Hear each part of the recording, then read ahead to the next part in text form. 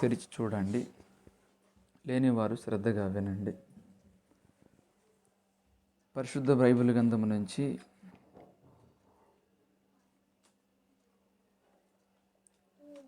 నాలుగో అధ్యాయం, హెబ్రీయులకు రాసిన పత్రిక 4వ అధ్యాయం, 4వ అధ్యాయము 11వ వచనం నుంచి. కాబట్టి అవిధేయత వలన వారు పడిపోయినట్లుగా మనలో ఎవడునూ పడిపోకుండా ఆ విశ్రాంతిలో ప్రవేశించుటకు జాగ్రత్త పడుదుము. ఎందుకనగా దేవుని వాక్యము సజీవమై బలము గలదై రెండంచులు గల ఎటువంటి ఖడ్గము కంటెను వాడిగా ఉండి ప్రాణ ఆత్మలను కీళ్లను మూలుగను విభజించినంత మట్టుగా దూరుచు హృదయం యొక్క తలంపులను ఆలోచనను శోధించుచున్నది.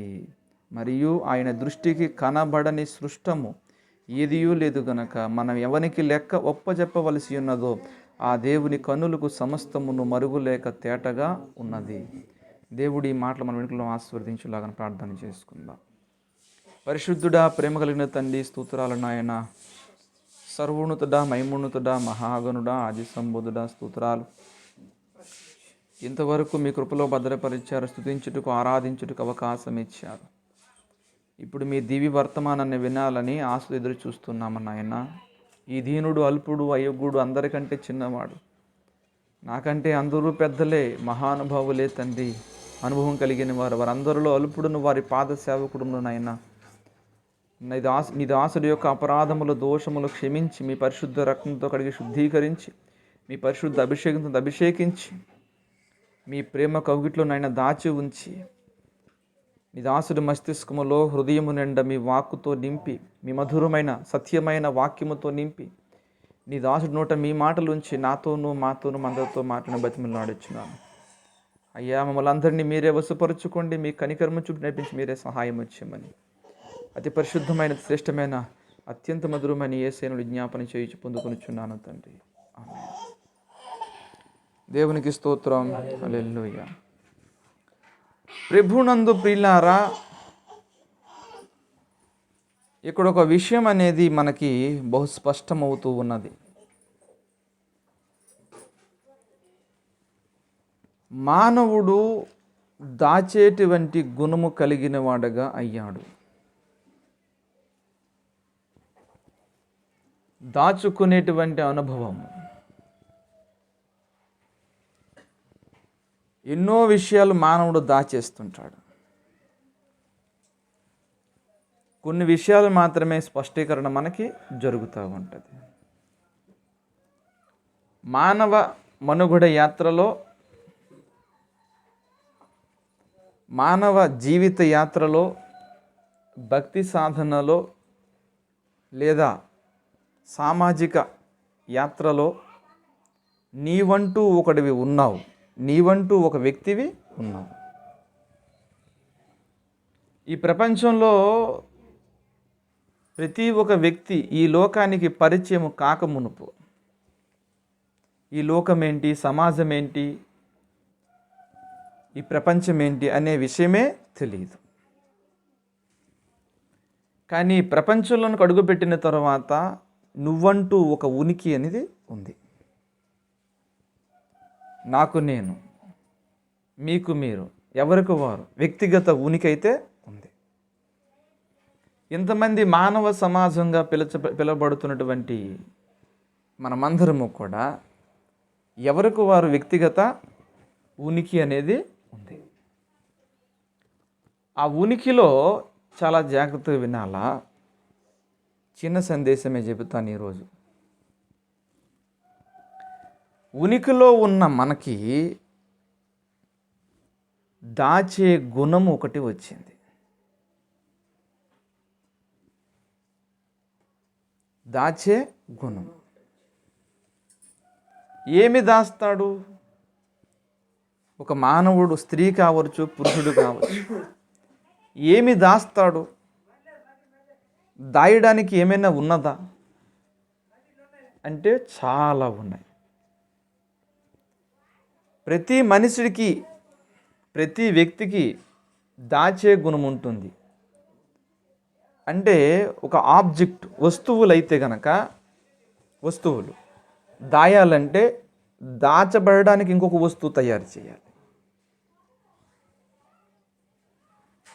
భౌతిక పరంగా తీసుకుంటే అంటే మన చక్షువులతో ఈ నేత్రాలతో మాంసపు నేత్రాలతో చూడగలిగినటువంటి అనుభవం చూసుకుంటే కనుక బీరువా అనేది దాచబడడానికి ఒక పరికరం. బీరువాలో ఏం దాస్తాము? విలువైన వస్తువులు మనము అప్పుడప్పుడు ఉపయోగించేటువంటి విలువైన వస్తువులు దాస్తాం బీరువాలో. మరి అంతకుముందు అలా బీరువా అనేది లేదే. బీరువా అనేది లేదు. పాతకాలంలో మన తాత ముత్తాతల కాలంలో బీరువలు ఎక్కడవి? చాలా జాగ్రత్తగా మనము దీన్ని గురించి ఆలోచన చేయాలి. ఆలోచన చేయమని పరిశుద్ధాత్మ దేవుడే చెబుతున్నాడు ఇక్కడ. దాచే గుణాలు ఉన్నవి మానవ సమాజంలో. అంటే మేలుకై దాచినవి కొన్ని ఉంటాయి, కీడుకై దాచినవి కొన్ని ఉంటాయి. మేలుకై దాచినవి సర్వోన్నతుడు దేవుడు మాత్రమే చేయగలడు. ఆయన మనసెరిగి ఆయన కొరకు జీవిస్తున్న వారు మాత్రమే చేయగలరు. అంటే మంచి కొరకు చేసే పనులు కొన్ని దాచిపెట్టాల. అవి వెనువెంటనే బాహాటంగా చెప్పుకోకూడదు. మంచి విషయాలు నీకు, సమాజానికి, కుటుంబానికి, దేవుని ప్రణాళికకు ఉపయోగపడే ఒక మంచి విషయాలు కొన్ని ఉంటాయి. ఏమండి? అవి మనము దాచిపెడతారు. మనమంటే మనం కాదు, దేవుడు దాచిపెడతాడు. దేవుని తర్వాత దేవుని హృదయం ఎరిగిన వారు దాచిపెడతారు. దేవుని కొరకు బ్రతికిన వారు దాచిపెడతారు. కానీ అవుట్ ఆఫ్ 100 90% అంటే 90% వరకు మానవులు కీడునే ఎక్కువ దాచిపెడతారు, చెడుని ఎక్కువ దాచిపెడతారు, మంచిని దాచిపెట్టరు. మంచి బాహాటంగా చెప్పుకుంటారు, చెడు మాత్రంగా చెప్పుకోరు. ఏవైనా నీకు కీడు కలుగు చేసినవి ఉంటే, నిన్ను బలహీనపరిచేవి ఉంటే అది ఎవరి దగ్గరైనా దాయొచ్చేమో కానీ దేవుని దగ్గర మాత్రం నువ్వు దాయకూడదు. ఇది చాలా ప్రాముఖ్యమైన సంగతి, అత్యవసరమైనటువంటి ఒక విషయ పరిజ్ఞానం. నువ్వు ఏదైనా దాచిపెట్టడానికి అవకాశం ఉంది, దాచిపెట్టే గుణం నీలో ఉంది. అయితే ప్రభునందు ప్రియులారా, ఈ అనుభవం, ఈ గుణమందు గనుకనే మన ఇంట్లో ఒక ఇల్లు అనేది ఉంది. ఏంటి?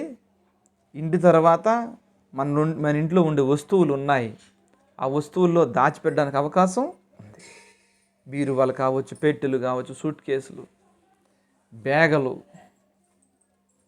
ఏంటి? అలాగనే దేవుని ఎదుట చేసిన పొరపాటు వలన, దేవుని మాటను, ఆజ్ఞను అతిక్రమించుట వలన ఆదాము అవ్వలు అంటే సకల మానవ జాతి మూలపితరులు కూడా దాచిపెట్టే గుణాన్ని సంపాదించుకున్నారు. అంతవరకు దేవుని ఎదుట బహిర్గతంగా ఉండేవారు, దేహముతో కలిపి. దేహం మీదకి వస్త్రము, ఇది మంచి ఇది చెడు అనేది లేదు. ఒకటే మంచే, ఇంక చెడు అనేది లేదు.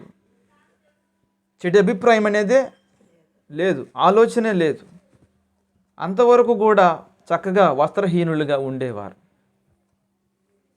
వస్త్రము లేకుండానే దేవుని ఎదుట ఉండేవారు. దేవుడు పిలవగానే వచ్చి ఒళ్ళో కూర్చుండేవారు. మొట్టమొదట మూలపితరులైనటువంటి ఆదాము అవ్వలు. కానీ ఎప్పుడైతే దేవుడు ఆజ్ఞను అతిక్రమించారో అక్కడి నుంచి వారు బాహాటాన్ని కోల్పోయారు. దేవుని ఎదుట దాచడానికి ఏముంటుంది, కానీ దాచే గుణము వచ్చేసింది. అది కాలక్రమేణా కాలగమనములో అత్యంత భయంకరంగా వ్యాప్తి అయ్యింది. ప్రభునందు ప్రియులారా,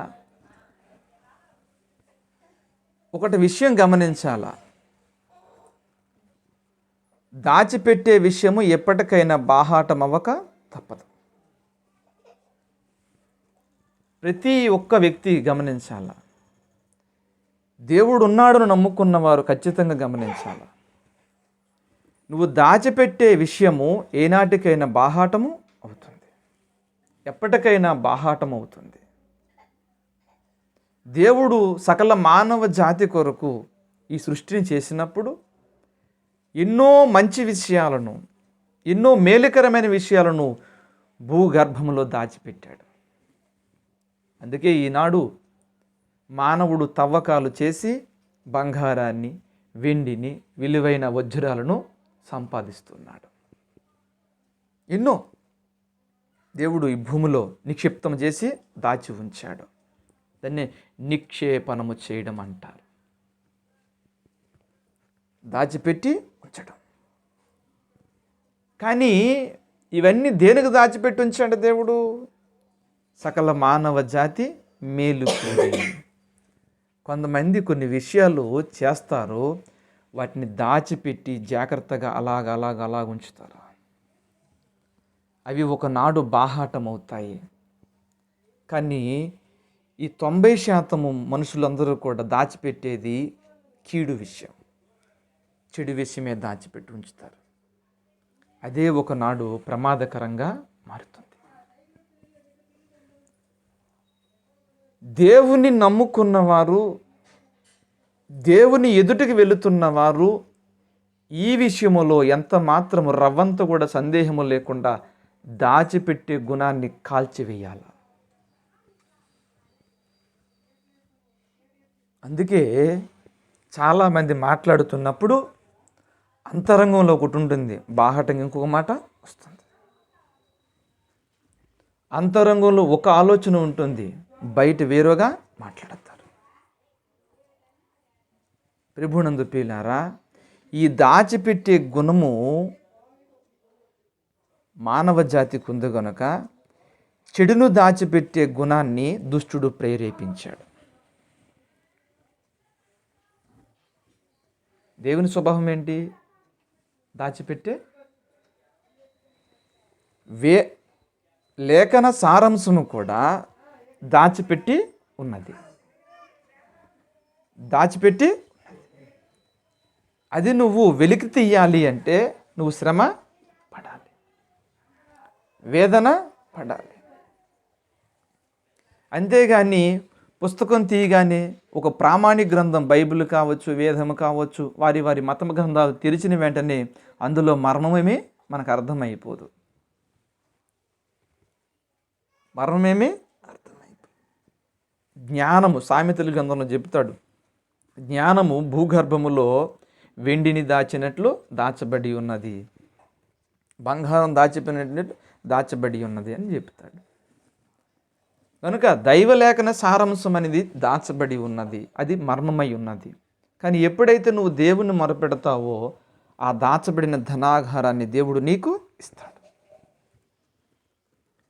దీనికి పూర్తి ఆపోజిట్ దుష్టుని యొక్క ప్రణాళిక, దుష్టుని యొక్క ఆలోచన. దేవుడు దాచిపెట్టే విషయం అనేది నీకు మేలుకరము, సకల మానవ జాతికి, సకల సృష్టికి మేలుకరం. కానీ మనం దాచిపెట్టే గుణం అనేది మనకే కాదు, సర్వ మానవ జాతికి వినాశనం. అందుకే ప్రభువునందు ప్రియులారా, దాచబడిన హృదయాలను వెలికి తేవడానికి సర్వోన్నతుడకు దేవుడు పిలుపునిస్తున్నాడు.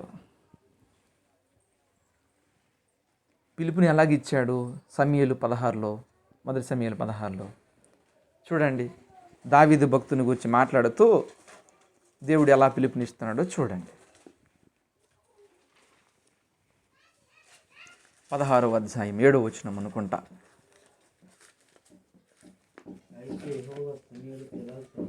అయితే సమూయేలు యెహోవా సమూయేలుతో ఇలాగున సెలవిచ్చెను, అతని రూపమును అతని ఎత్తును లక్ష్య పెట్టకము. మనుషులు లక్ష్యపెట్టు వాటిని యెహోవా లక్ష్య పెట్టడు. నేను అతని త్రోసివేసి ఉన్నాను. మనుషులు పై రూపము లక్ష్య పెట్టుదురు గాని యెహోవా హృదయమును లక్ష్య పెట్టును. దేవునికి స్తోత్రం. ప్రభునందు ప్రియులారా,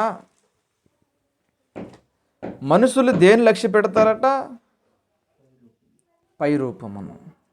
దేవుడు దేని లక్ష్య పెడతాడట? హృదయమును లక్ష్య పెడతాడట. ఇప్పుడు జాగ్రత్త వినాలా. దేవుడు లక్ష్యము అనగా దృష్టి పెట్టిన వాటిపై నువ్వెందుకు దాచుతున్నావు? అర్థమైందా? నువ్వు దాయడానికి ఉన్నటువంటి ప్లేస్ నీ హృదయం.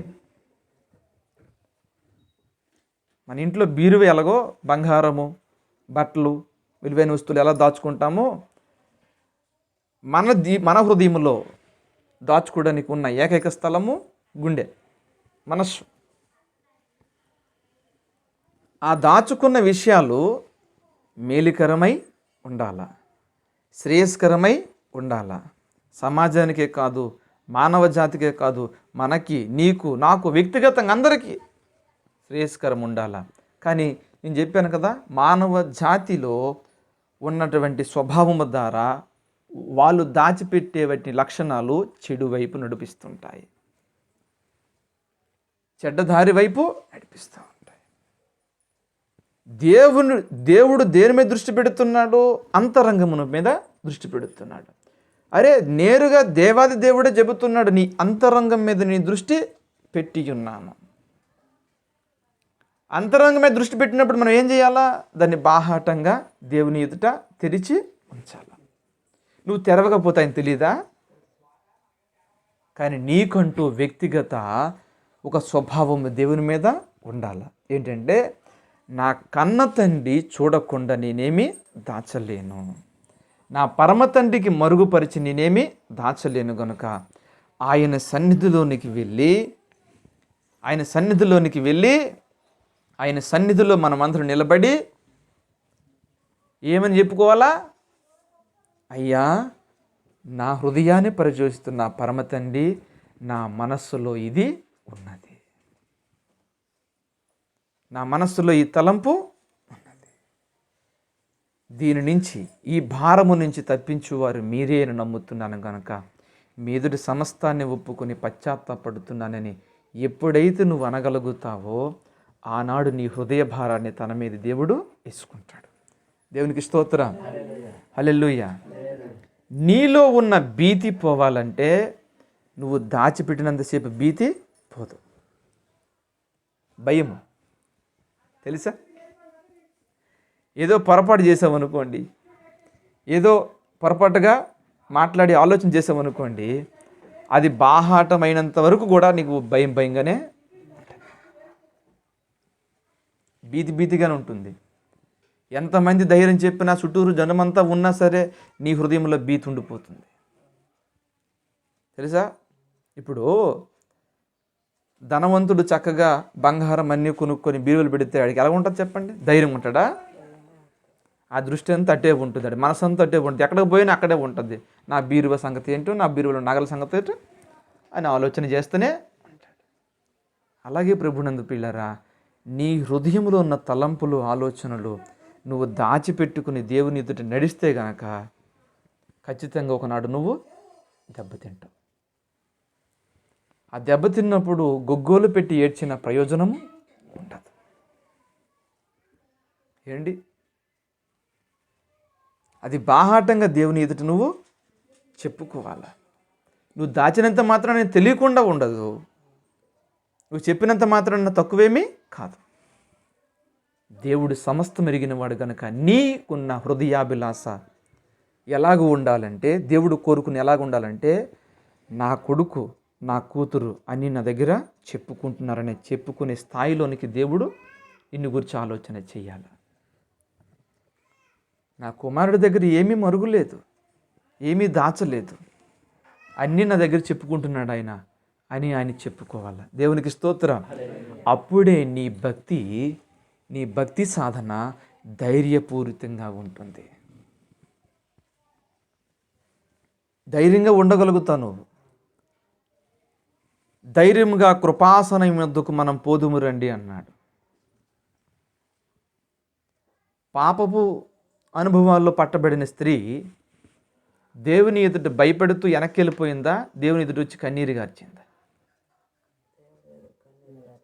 దేవుని ఎదుట వచ్చి కన్నీరు కార్చింది. అయ్యా, నేను పాపిని, నేను పాపము చేసి తిని, అయితే నా కన్న తండ్రి నన్ను మీరే క్షమించాలి, నాకు విముక్తి దయచేయాలా అని దేవుని పాదాల దగ్గర పడినప్పుడు దేవుడు పాపినైనా రక్షించగల సమర్థుడు గనుక నా కుమార్తె ఎవరూ ఏమనలేదా? లేదు, నేను కూడా ఏమి నీకు ఇక నుంచి నీ జీవితం పరిశుద్ధంగా కొనసాగించు, నేను నీకు సహాయము చేసేదను. దేవునికి స్తోత్రం. ప్రభునందు ప్రియులారా, భక్తి అనేది చాలా ప్రాముఖ్యమైన సంగతి. నువ్వు దాచుకొని ఈ లోకాన్ని విడిచిపోతే గనక ఆ సర్వోన్నత దేవుని ఎదుటి తీర్పు దినాన పోతావు. ఆ దాచుకునేటువంటి అనుభవాలన్నీ కూడా బాహాటంగా విశ్వ ప్రజల అందరి మధ్య కూడా దేవుడు వాటిని చెబుతాడు.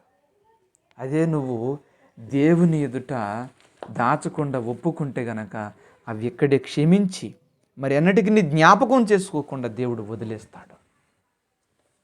నువ్వు ఎవరికైనా భయపడవో తెలియదు, కానీ దేవునికి మాత్రం నువ్వు భయపడాలి. దేవునికి స్తోత్రం. దేవునికి భయపడకుండా నీ భక్తి సాధన కొనసాగడం చాలా కష్టం. అసలు నీ బ్రతుకే కొనసాగడం చాలా కష్టం. దేవుని ఎదుట ఏది దాచకూడదు. ఎప్పుడైతే ఏది దాచకుండా నువ్వు చెప్పగలుగుతావో, నీ జీవితంలో నీ మరణ పర్యంతం తర్వాత దేవుడు వాటిని జ్ఞాపకము చేసుకొనడు అని దైవలేఖనం ద్వారా దేవుడు మాట్లాడాడు.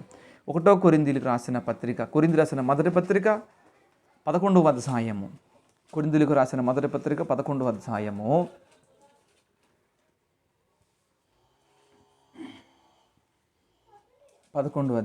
28వ వచనం. కాబట్టి ప్రతి మనుషుడు తన్ను తాను పరీక్షించుకొనవలెను, అలాగు చేసి ఆ రొట్టెని తిని ఆ పాత్రలోని త్రాగవలెను. అప్పుడు దేవుడు నిన్ను క్షమించడానికి అవకాశం ఉంటుంది, నిన్ను సంరక్షించడానికి, కాపాడడానికి అవకాశం ఉంటుందన్నమాట. చూడండి 31వ వచనంలో, అయితే మనల్ని మనమే విమర్శించుకునిలా తీర్పు పొందకపోదుము, శిక్షావిధి కలగకుండునట్లు ప్రభు చేత శిక్షింపబడుచున్నాము. కాబట్టి నా సహోదరులారా, భోజనము చేయుటకు మీరు కూడి వచ్చినప్పుడు ఒకరినొకడు కనిపెట్టుకుని, అంటే మనం చేయవలసిన పని ఏమిటంటే మనకు మనం స్వపరీక్ష చేసుకోవాలా, మనకు మనమే విమర్శ చేసుకోవాలా. విమర్శ దాచిపెట్టి ఉంచొద్దండి. ప్రభువునందు పిల్లలు, దేవుని ఎదుట ఏది దాచిపెట్టి ఉంచొద్దు. మనం దాచిపెట్టే ప్రతిదీ కూడా చెడే, 90% చెడే. దేవుని ఎదుట దాచిపెడుతున్నావంటే ఇంకా అది ఖచ్చితంగా చెడే, మంచి కాదు. మంచిది ఎంత మాత్రం కాదు. దేవుని ఎదుట దాచిపెట్టకుండా, అయ్యా నేను ఈ పొరపాటు చేశాను, నా కన్న తండ్రి నేను చేసిన ఈ యొక్క అజ్ఞానపూర్వమైనటువంటి ఆలోచన నా జీవితాన్ని, నా కుటుంబాన్ని, నా చుట్టుపక్కల ఉన్న సమాజాన్ని కలిచివేస్తుంది, నన్ను క్షమించండి అయ్యా, నన్ను మీరు క్షమించకపోతే నాకు వేరే మార్గము లేదు అని ఎప్పుడైతే నీకు నువ్వే విమర్శ చేసుకుని దేవుని ఎదుట పశ్చాత్తాపడతావో, దేవుడు నిన్ను తాకి నీ హృదయ భారాన్ని తన మీద వేసుకుంటాడు. దేవునికి స్తోత్రం. ఇది భక్తి అండి, ఆటల పాటలు కాదు. ఏదో నువ్వు చేసి వెళ్ళిపోతే కనుక ఆయనకేమి, నువ్వేది ఇచ్చినంత మాత్రాన గొప్పగా ఆయనేమి పేరు ప్రఖ్యాతలు ఆయనకేమి వచ్చేవు. నువ్వు ఇచ్చినా ఇవ్వకపోయినా ఆయన నీకు తోడై ఉంటేనే నీకు నీ బ్రతుకుకి. కనుక ప్రభునందు పిల్లారా, నీ మనసులో ఉన్న తలంపులు దేవుని ఎదుట దాచిపెట్టక అన్నీ కూడా ఒప్పుకోవాలి. దాచిపెట్టే గుణం మనకి ఉంది. ఆ గుణాన్ని మనము దేవుని ఎదుట కనపరచకూడదన్నమాట. అన్నీ బాహాటంగా చెప్పుకోవాలి. దావీదు భక్తుడు పొరపాటు చేశాడా లేదా? శ్రేష్ఠ భక్తుడు పొరపాటు ఆయన తన జీవితంలో చేశాడు ఒక పొరపాటు. వెంటనే 51వ కీర్తన రాసుకున్నాడు. దేవా, నీ కృప చొప్పున నన్ను కరుణింపుము, నీ వాత్సల్యత బాహుల్యత చొప్పున ఉందలే చూడండి 51వ కీర్తనలో. దేవా, నీ కృప చొప్పున నన్ను కరుణింపుము, నీ వాత్సల్య బాహుల్యము చొప్పున నా అతిక్రమములు తుడిచివేయము, నా దోషం పోవునట్లు నన్ను బాగుగా కడుగుము, నా పాపం పోవునట్లు నన్ను పవిత్ర పరచుము. నా అతిక్రమములు నాకు తెలిసే ఉన్నవి, నా పాపం ఎల్లప్పుడు నా ఎదుటే. చూసావా, దావీదు భక్తుడు చక్కగా ఎలా చెప్పుకుంటున్నా తన గురించి తను. నా అతిక్రమములు నాకు తెలిసే, నేనేం పొరపాటు చేశాను, ఎక్కడ నేను పొరపాటుగా ఆలోచన చేశాను, నా బ్రతుకు నా అడుగు ఎక్కడ పొరపాటు పడిందో నాకు తెలుసయ్యా, తెలుసు. నీకు కేవలము నీకు విరోధముగా నేను పాపము చేసి ఉన్నాను, నీ దృష్టి ఎదుట నేను చెడుతనము చేసి ఉన్నాను. కావున ఆజ్ఞ ఇచ్చినప్పుడు నీవు నీతిమంతుడుగా అగుపడదువు, తీర్పు తీర్చినప్పుడు నిర్మలుడుగా అగుపడదు. నేను పాపములోనే పుట్టినవాడినయ్యా, నేను పాపం చేశాను, నేను పొరపాటు చేశాను, నీ దగ్గర దాచడానికి ఏమీ లేదు, అన్నీ తెలుసు. కనుక దేవా, నీ కృప చొప్పున నన్ను కరుణింపు, నా హృదయము శుద్ధి చేయమని కూడా అంటాడు 10వ వచనంలో. దేవా, నా యందు శుద్ధ హృదయము కలుగు చేయము, నా అంతరంగములో స్థిరమైన మనస్సును నూతనముగా పుట్టించుము, నీ సన్నిధి నుండి నన్ను త్రోసివేయకము, నీ పరిశుద్ధాత్మ నా యందు నుండి తీసివేయకము, నీ రక్షణానందం నాకు మరలా పుట్టించుము. దేవునికి స్తోత్రం. దేవుడు రక్షణ ఇచ్చాడు, విమోచన ఇచ్చాడు, కానీ నువ్వు చిన్న పొరపాటు చేసావు, అది నీకు తెలుసు, ఎవరికి తెలియదు. కానీ దేవుని ఎదుట నువ్వు దాచిపెట్టకుండా ఒప్పుకుని నెల్లా దేవుడు దాన్ని కడిగి వేసి నీకు శుద్ధ హృదయాన్ని, నూతన అంతరంగమును దేవుడు పుట్టిస్తాడు. పుట్టించిన దేవుడు ఏం చేస్తున్నాడు? మరలా రక్షణ ఆనందం కూడా ఇస్తాడు. చాలామంది రక్షణ తీసుకుంటారు, ఆనందం ఉండదు. ఎందుకు ఉండదు? చేసిన పొరపాటు జ్ఞాపకం వస్తుంది, దేవుని ఎదురు నిలబడడానికి సిగ్గుపడతాం. మనుషులు ఎదురు నిలబడడం కాదు, దేవుని ఎదురు నిలబడడానికి సిగ్గుపడతాం. ఎందుకు ఇంత పొరపాటు చేశాను, ఎందుకు ఇంత ఆలోచన చేశాను, అయ్యో ఇలాంటి పొరపాటు నేను ఎప్పుడు చేయకూడదు, అనవసరం చేసేసానని రక్షణ ఆనందం మరి ఉండదు. రక్షణ ఆనందం కలగాలి అంటే దేవుడు నిన్ను క్షమించాడు అన్న నీ హృదయంలో సాక్ష్యము ఉండాలి. దేవునికి స్తోత్రం. ఏమండి, తల్లిదండ్రుల దగ్గర ఏదో పొరపాటు చేసామండి, ఏదో వాళ్ళు ఏదో చేయరని చెప్పు చేసేసాము. తల్లిదండ్రుల దగ్గర ఇప్పుడు ఏం చేస్తాం? మనము భయంతో వెళ్తామా, ధైర్యంగా వెళ్తామా? భయంతోనే వెళ్తాం. వెళ్ళినప్పుడు ఏం చెప్పాలి? అప్పుడు తల్లిదండ్రుల దగ్గర, అమ్మ తెలియక నేను పొరపాటు చేశాను, ఏదో నా మతిమూఢత వల్ల, బుద్ధిహీనత వల్ల, నేను చేసిన ఆలోచన వల్ల, నాకున్న మెంటల్ ఎబిలిటీ వల్ల పొరపాటు చేసేసాను, నన్ను క్షమించమ్మా, నన్ను క్షమించిన అన్న అంటే ఏం చేస్తారు? చంపేస్తారా? చంపరు. ఏం చేస్తారు? హత్తుకుంటారు. ఒక సాటి మానవుడే ఇంత ప్రేమను చూపుతుంటే, ఇంత పశ్చాత్తాపడిన వ్యక్తికి ఆదరణ కలిగిస్తుంటే సర్వోన్నతుడు ఏం చేస్తాడు? ఇంకెంతగా హత్తుకుంటాడు ఆయన, ఇంకెంతగా నేను స్థిరపరుస్తాడు చెప్పండి. కనుక నీ హృదయములో ఉన్నటువంటి దైవ విరోధపు ఆలోచనలతో నువ్వు గాయపడిన దినాలన్నీ కూడా దేవుని ఎదుట బాహాటంగా ఒప్పుకోవాలి. ప్రతీదీ క్షుణ్ణంగా ఒప్పుకోవాలి. నేను పలానా సమయంలో పలానా విధంగా నడిచాను, బ్రతికాను, తిరిగాను అని ఒప్పుకొని ఎప్పుడైతే ఆ యొక్క పరిశుద్ధ రక్తం, పరిశుద్ధ శరీరంలో పాలభాగస్తురాలు అవుతావో, అప్పుడు దేవుడు నేను క్షమించి తన హక్కుని చేర్చుకొని తన పరలోక రాజ్య వారసునిగా నిన్ను స్థిరపరుస్తాడు. కనుక ఆలోచన చేయండి ప్రభునందు ప్రియులారా. మనుషుల దగ్గర దాచిపెట్టినట్లుగా దేవుని ఎదుట దాచిపెట్టొద్దు. మనం అందరం బాహాటంగా ఒప్పుకుందాం. దేవుడి మాటలు విని ఆస్వాదించిన ప్రార్థన చేసుకుందాం.